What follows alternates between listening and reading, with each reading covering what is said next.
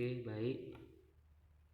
Di sini saya akan mempresentasikan tugas dari pengetahuan lingkungan mengenai isu masalah lingkungan di lokal maupun global.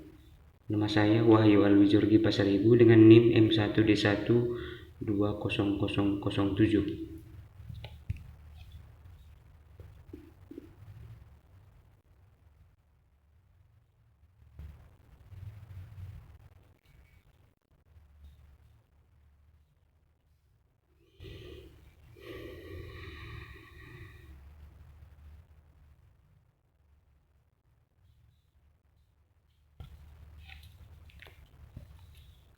Baik, masalah lingkungan yang saya ambil di lokal itu yaitu masalah sampah plastik di Indonesia.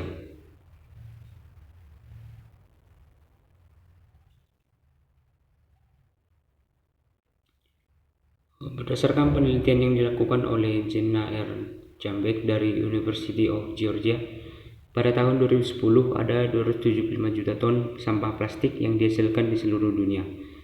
Sekitar 4,8 sampai 12,7 juta ton diantaranya terbuang dan mencemari laut. Indonesia sendiri memiliki populasi pesisir sebesar 107,2 juta yang setiap tahunnya menghasilkan 3,22 juta ton sampah plastik yang tak terkelola dengan baik. Sekitar 0,48 sampai 1,29 juta ton dari sampah plastik tersebut diduga mencemari lautan.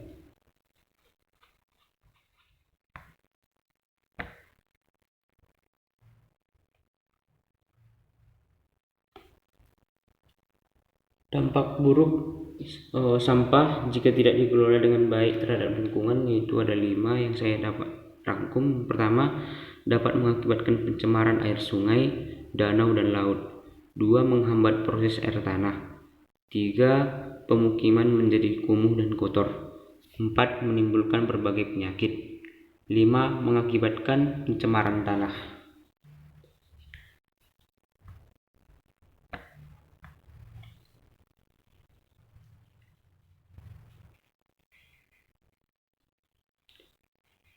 Dalam mengatasi permasalahan lingkungan di Indonesia, Asisten Deputi Bidang Pertambangan dan Energi Kemenko Kemaritiman Yohanes Yudi Prabangkara menjelaskan ada beberapa alternatif solusi teknologi pengolah sampah. Contohnya seperti thermal teknologi atau teknologi pengubah sampah menjadi uap panas. Teknologi thermal merupakan teknologi dalam pengelolaan sampah yang mampu mereduksi volume sampah secara cepat dan mengubahnya menjadi energi. Pengelolaan sampah menggunakan teknologi thermal karena mampu memusnahkan sampah dalam waktu yang cepat dan signifikan.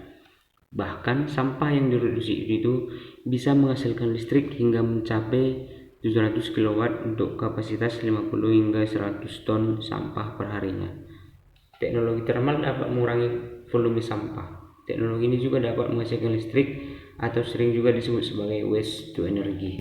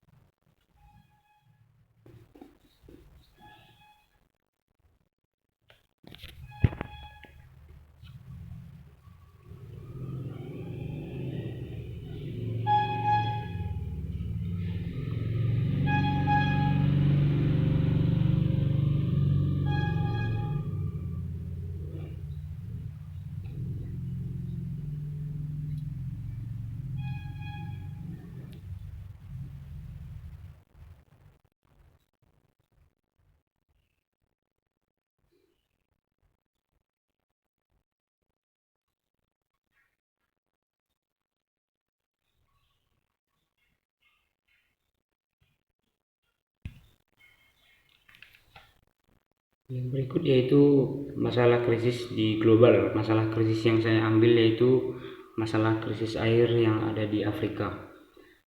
Warga kota Cape Town, Afrika Selatan diperkirakan menghadapi ancaman pemutusan pasokan air akibat kekeringan parah.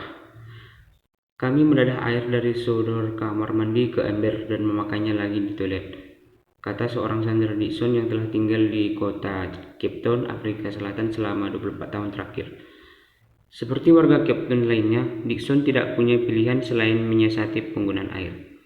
Kami melakukan banyak hal, katanya lagi kepada Al Jazeera. Orang-orang bahkan menangkap air yang jatuh dari atapnya. Kemarau yang berkepanjangan selama 3 tahun ditambah curah hujan rendah di Provinsi Western Cape menjadi penyebab utama krisis air yang menimpa 3, juta penduduk Cape Town di awal 2018 ini. Situasi yang makin parah membuat pemerintah daerah memperingatkan warganya agar bersiap menghadapi day zero atau semacam hari tanpa air pada 12 April mendatang apabila kapasitas air di seluruh bendungan terus menyusut di bawah 13,5%. Day zero pada awalnya diperkirakan akan jatuh pada 22 April, kemudian diundur ke tanggal 21 dan akhirnya 12. Jika Cape Town benar-benar menghadapi day zero pada April mendatang, pihak berwenang akan memastikan keran air seluruh kota dan menyisakan aliran di daerah yang paling miskin saja.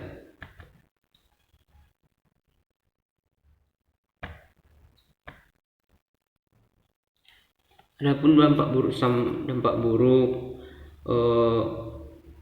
krisis air jika tidak dikelola dengan baik terhadap lingkungan, yaitu berkurangnya lahan basah yang mengakibatkan kemampuan tanah untuk menahan air berkurang. Perlu juga diketahui sejak tahun 1990 lahan basah di bumi sudah berkurang setengahnya.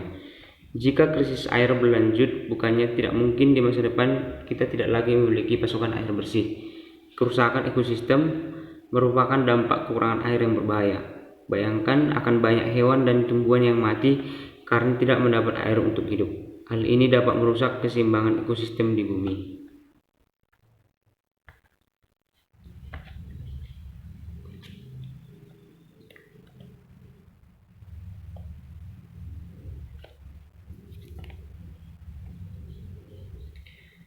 Dengan kehadiran prosesor di sana diharapkan masyarakat dapat mulai memiliki cara untuk mendaur ulang kotoran manusia sekaligus bisa dimanfaatkan untuk kepentingan masyarakat setempat.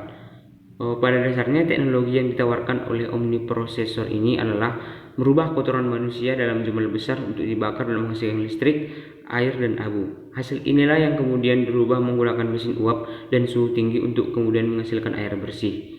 Prosesor Omni adalah istilah yang diciptakan pada tahun 2012 oleh staf program air sanitasi higienis dari Bill and Melinda Gates Foundation untuk mendeskripsikan serangkaian perawatan fisik, biologis, atau kimiawi untuk menghilangkan patogen dari lumpur tinja yang dihasilkan manusia. Sementara sekaligus menciptakan produk sampingan yang bernilai komersial, misalnya energi. Prosesor Omni mengurangi metode tidak aman di negara berkembang dalam menangkap dan mengolah kotoran manusia yang setiap tahun mengakibatkan penyebaran penyakit dan kematian lebih dari 1,5 juta anak. Demikianlah yang dapat saya tampilkan dalam presentasi kali ini.